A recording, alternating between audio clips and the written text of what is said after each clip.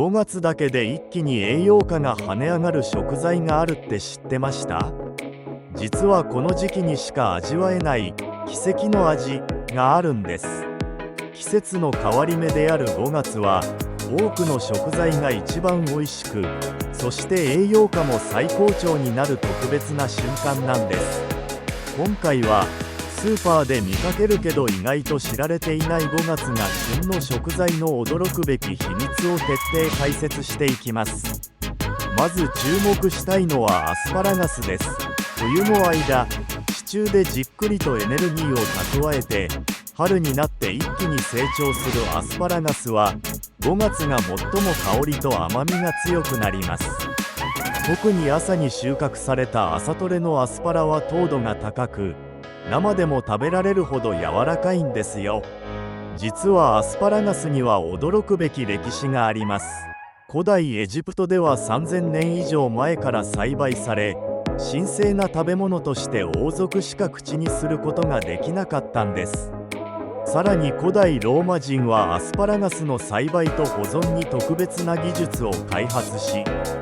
凍らせて保存するという現代の冷凍食品の原型となる方法を編み出したとされています。アスパラガスには若返りのビタミンと呼ばれるビタミン E が豊富で、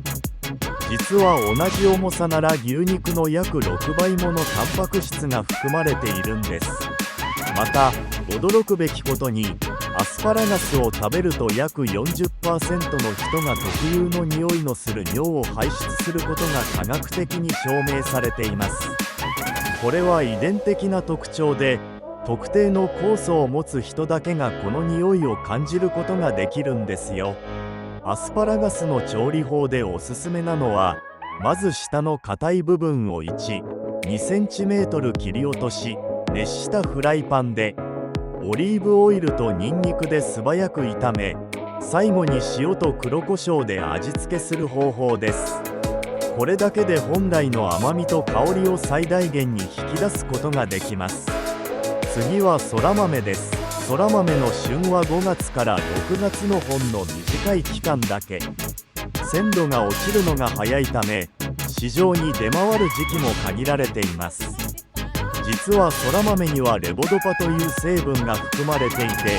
これが脳内でドーパミンに変わるため、気分を高揚させる効果があるんです。驚くべきことに、そら豆は乾燥させると栄養価がさらに増すという珍しい特徴を持っています。世界的に見ると、そら豆は地中海式ダイエットの重要な構成要素として注目されています。特にイタリアやスペインでは、新鮮なそら豆を生のまま塩とオリーブオイルで食べる文化があるんですよ。またそら豆にはそら豆という漢字が使われますが、これは鞘が膨らんで空に向かって成長することから名付けられたという説があります。ただしそら豆にはそら豆中毒という危険性も。一部の遺伝的な特徴を持つ人が生のそら豆を食べると溶血性貧血を起こす可能性があります。しかしながらこの病気を持つ人口は非常に少なく、日本では1万人に1人以下とされています。つまり一部の遺伝の問題で発生するため毒ではないのです。中毒という言葉がややこしくしていますね。新鮮なそら豆の美味しい食べ方は塩茹でしてそのまま豆だけを食べるのが最高です。鮮度が落ちたものは皮を剥いてペーストにし、オリーブオイルとレモン汁少量のニンニクと混ぜれば最高のディップソースになりますよ。続いては新じゃがいもです。5月に収穫される新じゃがは皮が薄くみずみずしさが特徴。ビタミン C がレモンと同等に含まれていることをご存知でしたか？しかも加熱してもそのビタミン C が壊れにくいという特性があるんです。じゃがいもは南米アンデス地方が原産で、実は16世紀にスペイン人によってヨーロッパに持ち込まれるまで西洋人は知らなかった食材です。当初は悪魔の果実として恐れられ、食用ではなく観賞用として扱われていたという驚きの歴史があります。江戸時代じゃがいもは休耕作物として重宝され、飢饉の時に多くの命を救ったと言われています。現代の研究によると、じゃがいもにはアルファリポ酸という成分が含まれており、これが血糖値の安定に役立つということが分かっています。また、新じゃがに含まれるカリウムは高血圧予防に効果的で、むくみ解消にも役立ちます。新じゃがの調理のコツは洗ってからこすらないこと。皮が薄いので優しく洗い、できれば皮ごと調理するのがベスト。塩茹でした新じゃがにバターと刻んだディルを絡めるだけで、信じられないほど美味しい一品になります。そしてタケノコも5月の主役です。タケノコは地面から顔を出してからわずか1週間で1メートル以上に成長するという驚異的な成長力を持っています。実はこの成長速度、動物の細胞分裂と同じくらい速いと言われているんです。しかし知っておきたいのは、調理法を間違えるとアクによる食中毒を起こす危険性があること。必ず下茹でしてアクを抜くことが大切です。タケノコの歴史は古く、日本の縄文時代の遺跡からも出土しており、約1万年前から食されていたことが分かっています。平安時代の貴族にとっては春の訪れを告げる高級食材で、タケノコ掘りは風雅な貴族の遊びとされていました。興味深いことに、タケノコを掘り出す最適なタイミングは雨上がりの翌朝と言われています。雨で土が柔らかくなり、竹林の土の膨らみ具合で成長したタケノコを見つけやすくなるからなんです。また、タケノコには食物繊維が豊富で、実は同じ重量のごぼうよりも多くの食物繊維を含んでいます。これが腸内環境を整え、便秘解消や大腸がん予防に効果的だとされています。タケノコの調理で失敗しないコツは、米ぬかと唐辛子を入れた湯で茹でること。これにより苦みやえぐみが格段に減り、甘みが増すんですよ。茹でたタケノコは薄切りにして、わかめと一緒に味噌汁に入れるだけで、春の風味たっぷりの一杯になります。お次はわかめをご紹介します。5月は特に生わかめが美味しい季節。わかめに含まれるフコイダンという成分は、免疫力を高め、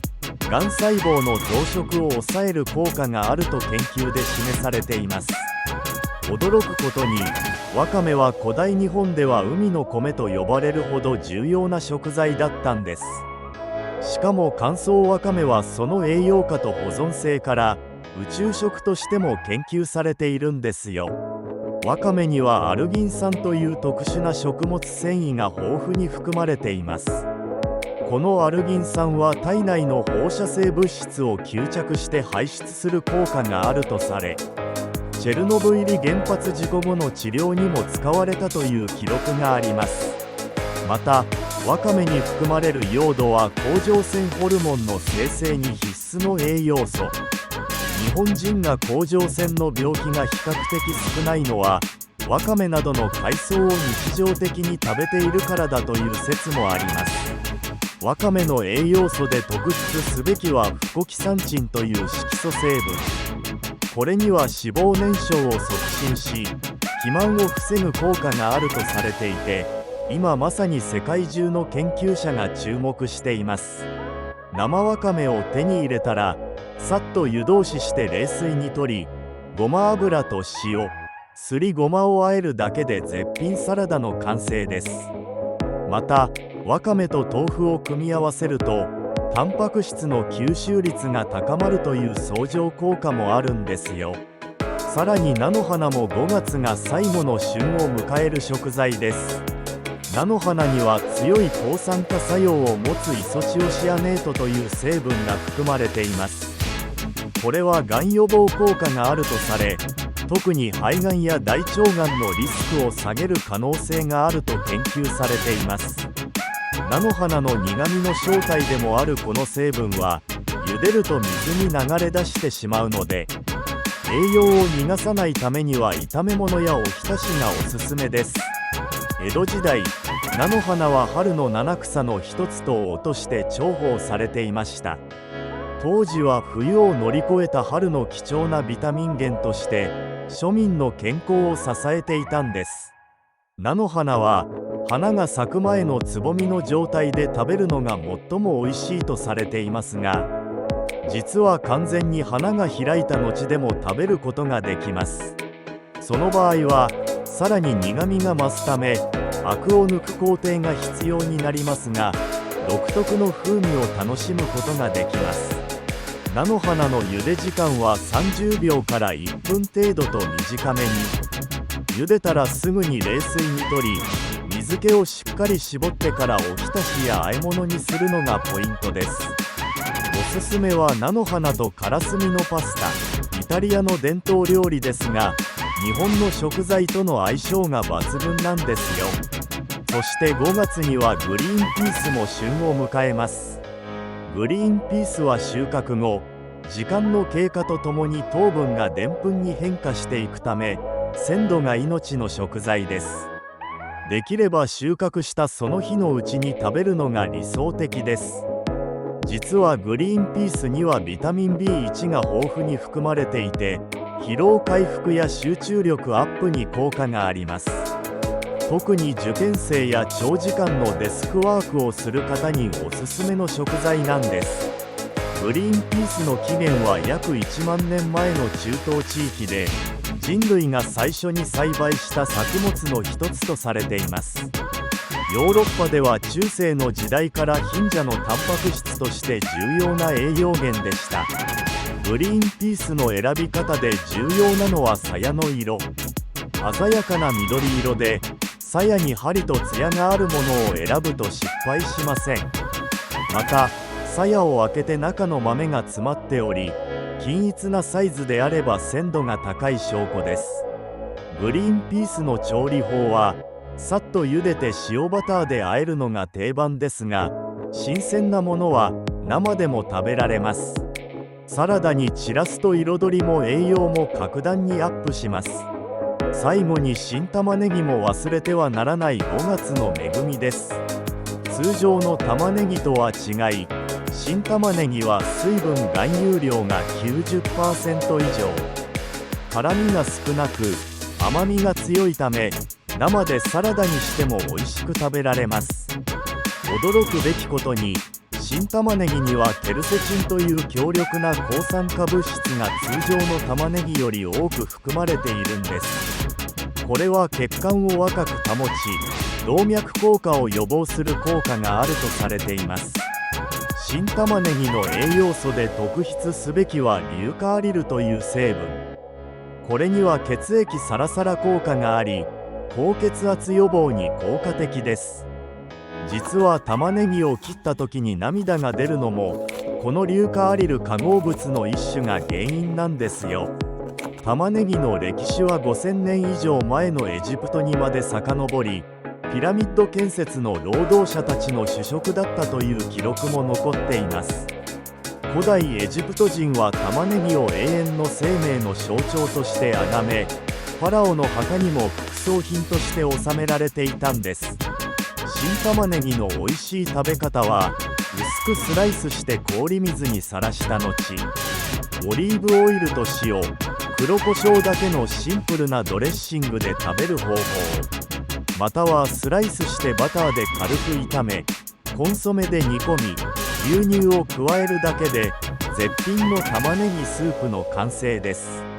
実はこれらの5月の旬の食材、すべて合わせても一般的なサプリメントよりも圧倒的に体に良い栄養素が摂取できるんです。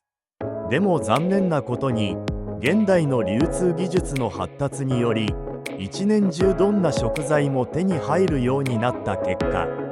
旬の食材の価値が見落とされがちになっています。しかし、旬の食材は単に美味しいだけでなく、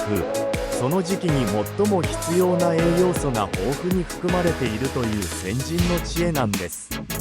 5月の食材は特にデトックス効果が高いものが多く、冬の間に溜まった体の毒素を排出し、夏に向けて体を整えるのに最適なんですよ。実は旬の食材を食べることは食品マイレージを減らすことにもつながります。食品マイレージとは、食べ物が生産地から食卓に届くまでに移動した距離のこと。旬の国産食材を選ぶことで輸送にかかるエネルギーを減らし、環境にも優しい食生活を実現できるんです。また、地元の旬の食材を選ぶことは地域経済の活性化にもつながります。地元の農家や漁師さんを直接支援することになるので、コミュニティの絆も深まるという素敵な副産物も。ここで一つ、旬の食材を長く楽しむコツをお伝えします。それは下処理して冷凍保存すること。例えばグリーンピースは茹でてから冷凍すれば旬の味を3ヶ月ほど楽しめます。たけのこも下茹でして小分けにして冷凍すれば夏場でも春の味を楽しむことができるんですよ。ということで、明日の買い物リストに今回紹介した5月の旬の食材を加えてみてはいかがでしょうか。自然のタイミングで食べる喜びを再発見してくださいね。他にも皆さんの知っている5月の旬の食材があったらコメント欄で教えてください。チャンネル登録と高評価もよろしくお願いします。